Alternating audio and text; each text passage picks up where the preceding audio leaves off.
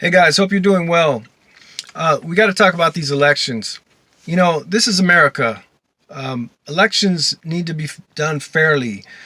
Um, it's got to be done in a transparent way. It's got to be done in such a way that both sides don't have a whole bunch of questions about the situation.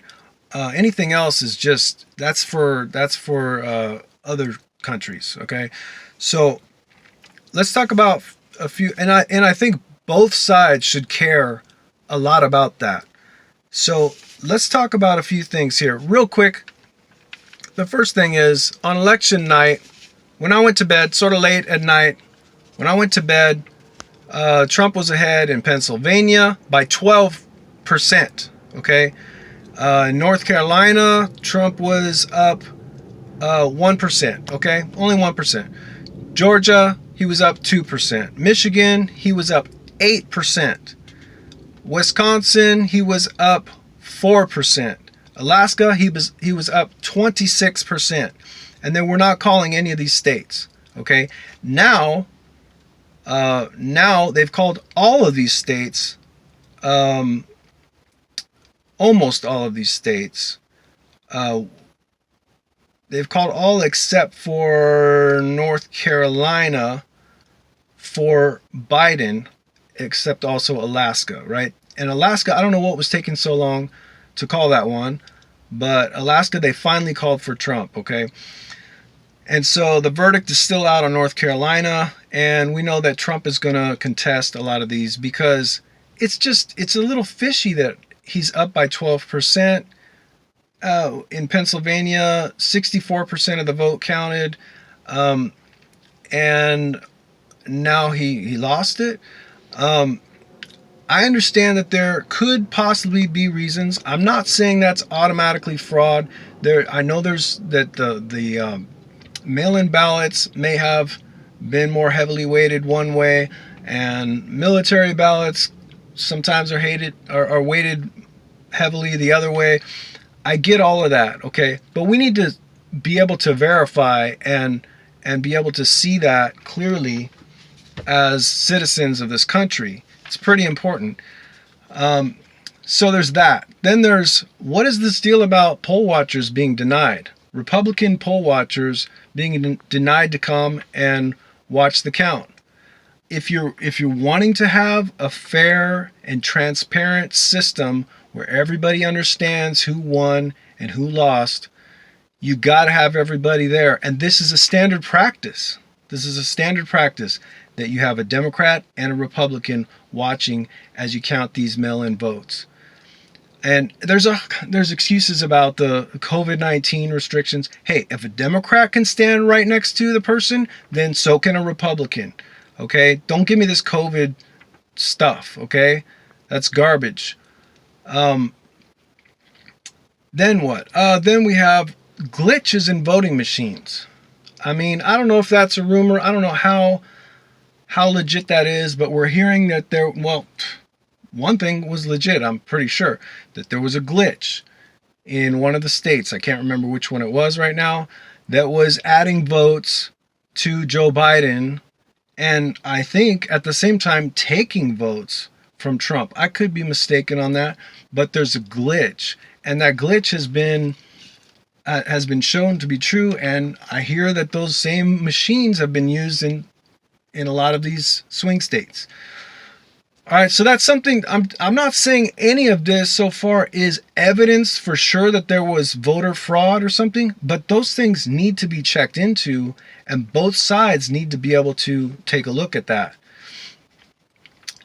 And then we have, on election night, overnight, a whole bunch of first of all, let me back up. On election night, since when do they call it a night and say, "Oh, we're going to stop counting, go home and take a rest and come back and start counting some more"? That's not how we do it here. We start when the polls close, we start counting the votes, and we don't stop counting until we have an answer, or at least until we know that it's too close to call, and then we continue counting and recounting and all of that. As far as I know, we go day and night. You need to bring a new shift in, that's fine. But we keep going here. This is what we do. We try our best to have all the results in and call the winner before we go to bed on election night. That's how it's always been done since I've been around. So what happened was on election night, they stop. They call a timeout. Everybody goes to bed. Then we get up in the next morning and all of a sudden there's like, I forget what it was, 200,000 Biden votes extra that weren't there before, and none for Trump. That doesn't happen. That's statistically impossible that you could have like 200,000 votes. Maybe it was 100,000, but either way, that you could have that many votes and not one of them for the other candidate. That's just not even possible. Okay, unless there's an explanation, but we need to hear the explanation. How can that happen? Yeah, so I mean, this is something that every American should be concerned about. It's not just a Republican thing. It's not just a Democrat thing. Every American should care that we're having a fair election. And here's the biggest reason why, is because if one side gets to cheat, if the Democrats cheat and the Democrats are like, "Oh, that's cool, at least we won." Well, I mean, that's cool, except for if some other time we have an election and the Republicans cheat, you're not going to like that too much. That's not going to go over well. So why don't we just have it fair and square? Just let's just have it transparent and make sure we're doing it the right way. Joe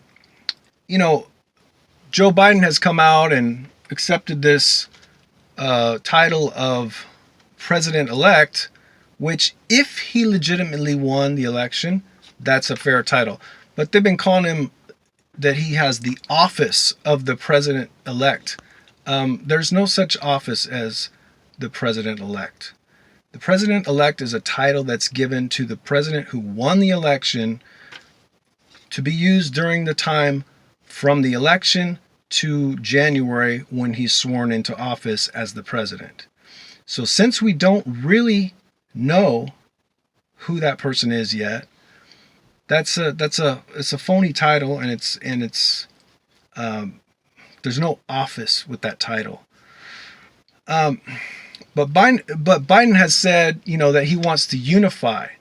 Well, let me tell you, the first thing you can do to unify people is to make sure that we're having a fair election. Make sure that the Republicans and the Democrats are able to watch what's going on in the polls, that nobody's held out. Because let's stop and think about it, people. Why would you hold out one side? It looks fishy. Why would you hold one side out? What do you have to hide? It makes no sense. All right.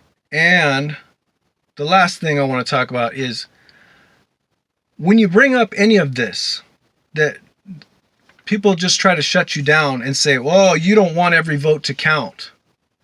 Well, what a lie that is. I mean, that's also evidence of cheating and of shenanigans.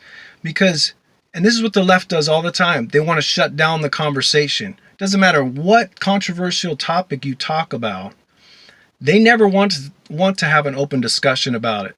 They say they do, but then when you bring an opposing view, they just want to shut it down. They don't want to hear what anybody has to say. That's off. That's off. That's off. If we did that, if the Republicans, if the conservatives did that to the other side, you guys would know it was off. Okay? So that's garbage.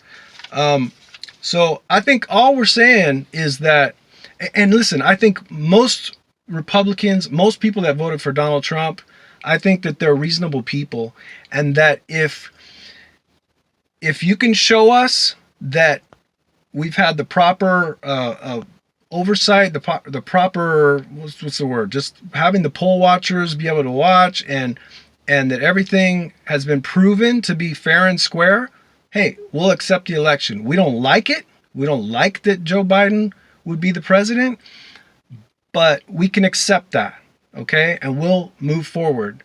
Unlike the other side did the last time, that never let it go for the whole 4 years, Okay, but we can get over it and move on. We've done it before.